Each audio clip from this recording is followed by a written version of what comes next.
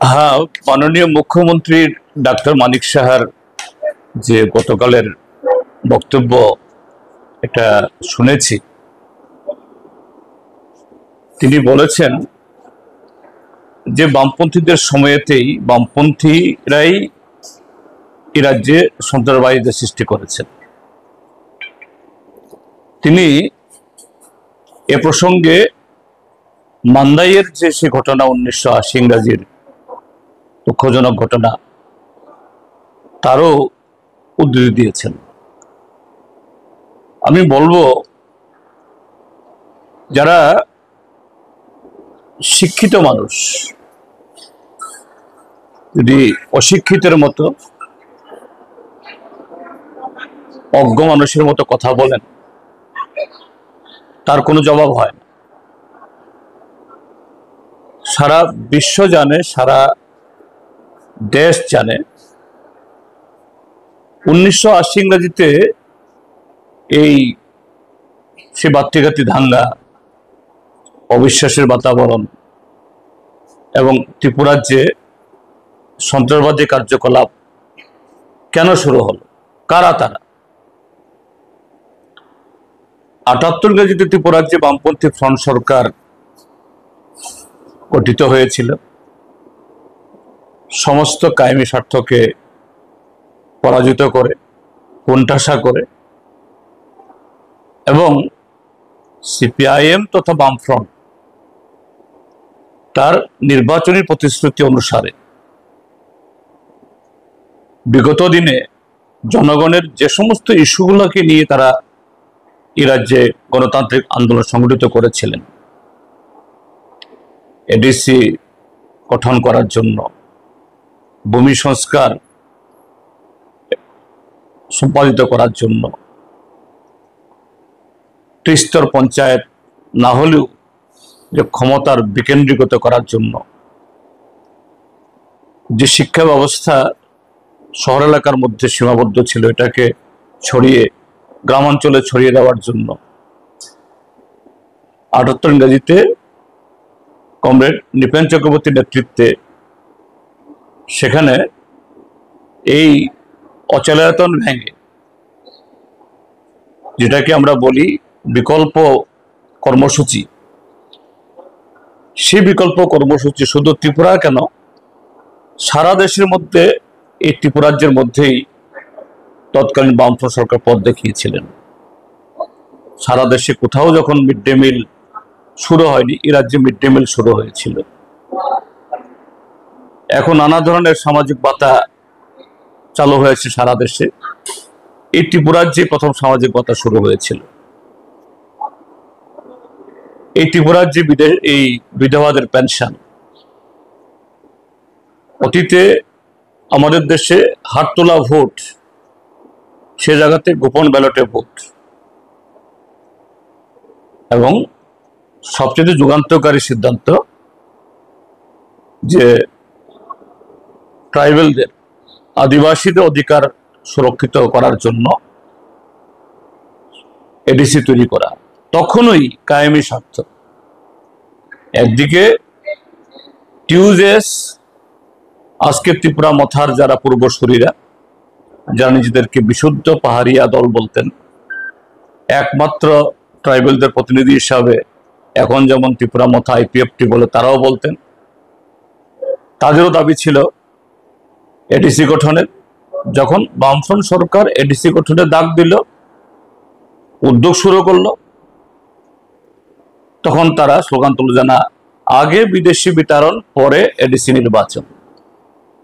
বিদেশি কারা? 1949 ইংরাজির পর, দেশভাগের পর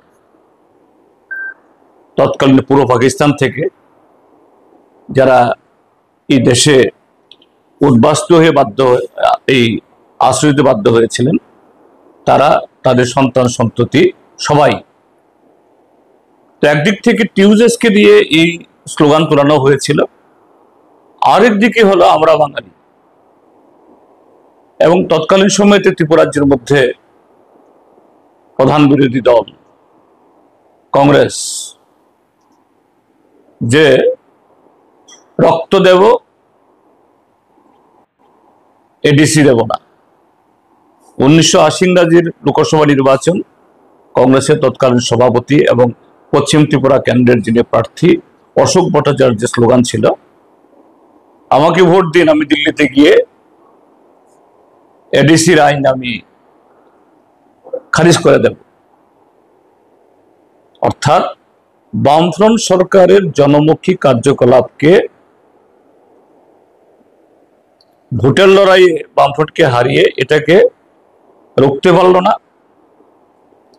সেখানে এই দাঙ্গা বাঁধিয়ে বিশৃঙ্খলা তৈরি করে রক্তাক্ত পরিবেশ সৃষ্টি করে আটকানো, এবং সেখান থেকেই উগ্রপন্থার জন্ম। সেই তৎকালীন সময়ে যারা উগ্রপন্থা নেতৃত্ব দিয়েছিলেন, প্রত্যক্ষভাবে পরোক্ষভাবে মদত জুগিয়েছিলেন, আজকে তারা কোথায়? আমি ডাক্তার মানিক সাহাকে অনুরোধ করব, আপনার ডানে বাঁয়ে সামনে পেছনে আপনার সাথে যারা নানা কর্মসূচিতে অংশগ্রহণ করছে, আপনার তথাকথিত প্রতিদিনের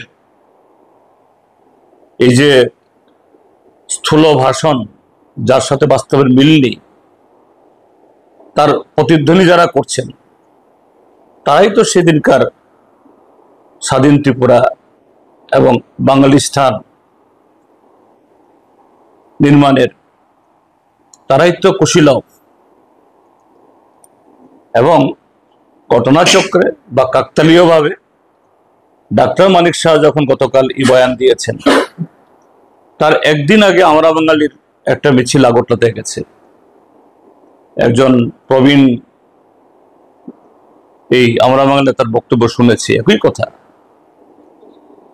তার বক্তব্য সিপিআইএম বামপন্থীরা এরা উগ্রপন্থী তৈরি করেছে।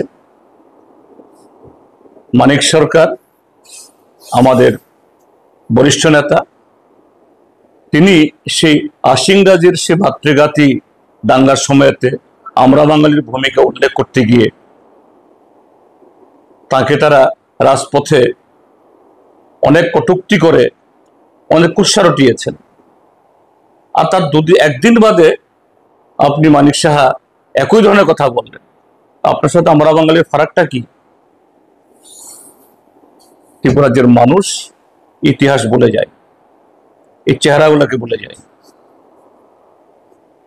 এ রাজ্যে উগ্রপন্থা সৃষ্টি করেছে কে? কেন? কারণ বামফ্রন্ট সরকারকে প্রতিহত করতে হবে। নির্বাচনী ময়দানে হারানো যাচ্ছে না, কাজেই পেছন থেকে এখন অন্য কায়দায় আপনারা সরকার দখল করছেন। তখন উগ্রপন্থার হাত ধরে সরকারে আসার চেষ্টা করতেন, যে কায়দাটা তার মধ্যে পার্থক্যটা এখানে। কিন্তু আপনারা সবাই একই নৌকার যাত্রী। মুখে আপনারা জনগণের কথা বলেন, রাজ্যের কথা বলেন, দেশপ্রেমের কথা বলেন, কিন্তু বাস্তবে এই সাম্প্রদায়িকতা, উগ্র জাত্যাভিমান, স্বাধীন ত্রিপুরা, স্বাধীন বাঙালিস্তান, ত্রিপুরাল্যান্ড, গ্রেটার ত্রিপুরাল্যান্ড, এই শব্দগুলো সবটাই একটা আর একটা সমার্থক। এইভাবে ত্রিপুরা রাজ্যের মানুষকে বিভ্রান্ত করা যাবে না। আমি মাননীয় মুখ্যমন্ত্রীকে বলবো, আপনি ইতিহাস পড়ুন এবং মাননীয় মুখ্যমন্ত্রীর চেয়ারে বসে এইভাবে একটা অযাচিত কথা বলা, এটা ত্রিপুরা রাজ্যের মানুষ মেনে নেবেন।